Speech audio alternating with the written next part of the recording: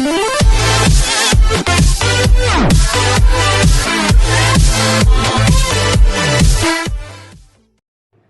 friends, welcome to Keerthi Tamil Health and Beauty Tips.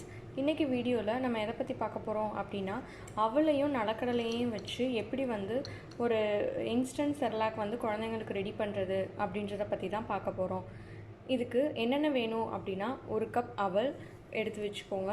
அதுக்கப்புறமா நிலக்கடலை வறுக்காதது ஒரு 2-3 டேபிள் ஸ்பூன் எடுத்து வச்சுக்கோங்க. அதுக்கப்புறம் நம்ம குழம்புக்கு யூஸ் பண்ணுவோம் இல்லையா, அந்த கடலைப்பருப்பு அது ஒரு 4 டேபிள் ஸ்பூன் எடுத்து வச்சுக்கோங்க. இது எல்லாத்தையுமே தனித்தனியாக வறுத்து நைஸாக அரைச்சி மிக்ஸ் பண்ண போகிறோம். அதை தான் இப்போ பண்ண போகிறோம். வாங்க பார்க்கலாம். ஃபஸ்ட்டு பேனை ஹீட் பண்ணிக்கோங்க. ஹீட் ஆனதுக்கப்புறமா இதில் நம்ம இப்போ அவலை போட்டுடலாம். இப்போது இந்த அவலை நல்லா ரோஸ்ட் பண்ணுங்கள்.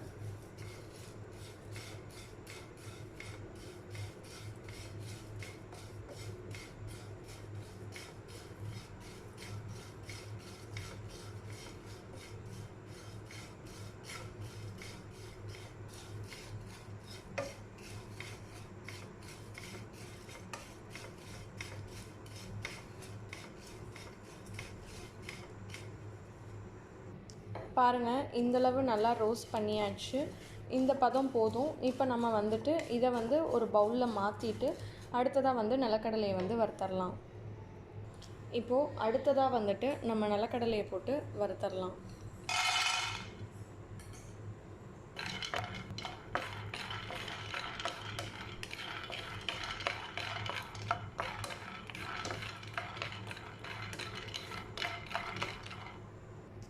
பாருங்கள், நிலக்கடலையும் வறுத்தாச்சு. இந்தளவு வறுத்தா போதும், இது கரெக்டாக இருக்கும். இப்போ நம்ம இதையும் ஒரு கண்டெய்னருக்கு மாற்றிடலாம்.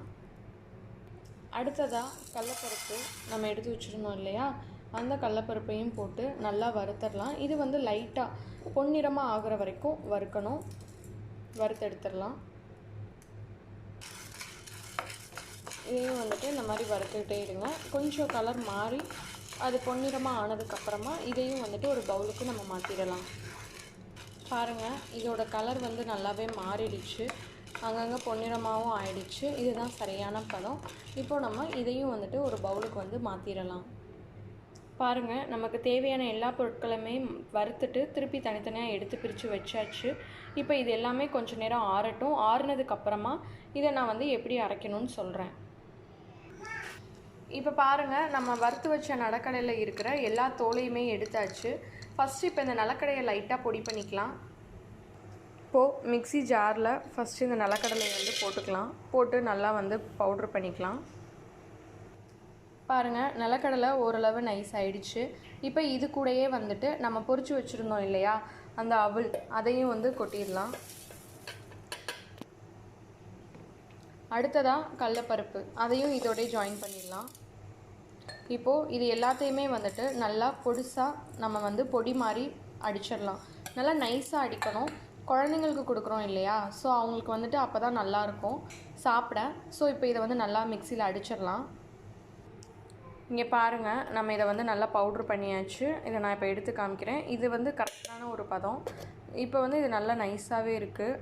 பாருங்கள், இந்த பவுட்ரு ரொம்பவே நல்ல பொடியாக ஆயிடுச்சு. இப்போது இதை நம்ம ஒரு கண்டெய்னரில் மாற்றிடலாம். பாருங்கள், இதுதான் இப்போ நம்ம ரெடி பண்ணி வச்ச அந்த பவுட்ரு. ஸோ இதை இன்ஸ்டண்ட்டாகவே நீங்கள் எப்போனாலும் குழந்தைங்களுக்கு, இப்போ நீங்கள் எங்கேயாவது ட்ராவல் பண்ணுறீங்க அப்படின்னா அப்பையும் எடுத்துகிட்டு போகலாம். இல்லை வீட்டிலே எதுவும் இல்லை, குழந்தை பசிக்கு ரொம்ப அழுகுது, ஒரு அவசரத்துக்கு அப்படின்னா கண்டிப்பாக இந்த பவுட்ரு நீங்கள் யூஸ் பண்ணலாம். இது என்ன பண்ணணும் அப்படின்னா, இப்போ உங்களுக்கு தேவையான அளவு பவுட்ரு எடுத்துக்கோங்க.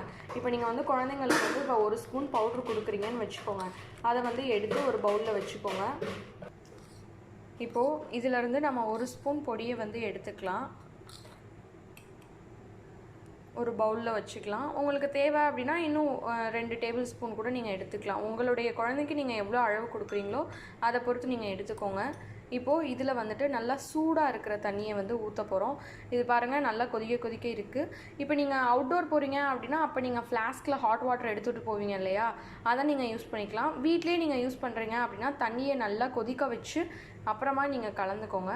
இப்போ பாருங்கள், இதை ஊற்றி நல்லா எந்த ஒரு கட்டியுமே இல்லாமல் நார்மலாக நீங்கள் செர்லாக் வந்து எப்படி மிக்ஸ் பண்ணுவீங்க அந்த மாதிரி தான் நல்லா மிக்ஸ் பண்ணணும். எந்த ஒரு கட்டியுமே இல்லாத மாதிரி மிக்ஸ் பண்ணிக்கோங்க. உங்களுக்கு கொஞ்சம் கெட்டியாக வேணும் அப்படின்னா அப்படியே விட்டுருங்க. இல்லை கொஞ்சம் தண்ணியாக இருந்தால் பிரச்சனை இல்லை அப்படின்னா நீங்கள் நல்லா தண்ணி ஊற்றி மிக்ஸ் பண்ணிக்கலாம். பாருங்கள், நல்லா தண்ணி ஊற்றி மிக்ஸ் பண்ணியாச்சு. நல்லா செர்லாக் மாதிரியே வந்துருச்சு. இந்த பதத்தில் குழந்தைக்கு கொடுத்தீங்க அப்படின்னா அவங்களுக்கு சாப்பிடவும் ஈஸியாக இருக்கும். வேணும்னா நீங்கள் இன்னும் கொஞ்சம் தண்ணி கூட ஆட் பண்ணிக்கோங்க. ரொம்ப ஹெல்த்தியான ஒரு செர்லாக் வந்து நம்ம வீட்டிலையே நம்ம கைப்படவே ரெடி பண்ணியாச்சு. இதை கண்டிப்பாக உங்கள் குழந்தைக்கு கொடுங்க. டேஸ்ட்டும் அவங்களுக்கு ரொம்ப பிடிக்கும். அது மட்டும் இல்லாமல் நல்ல ஹெல்த்தியான ஃபுட்டும். நீங்கள் வந்து பயப்பட தேவையில்லை. இது வந்து நம்ம கைப்படவே தயாரித்து கொடுக்கறதுனால அவ்வளோ சுத்தமாகவும் இருக்கும்.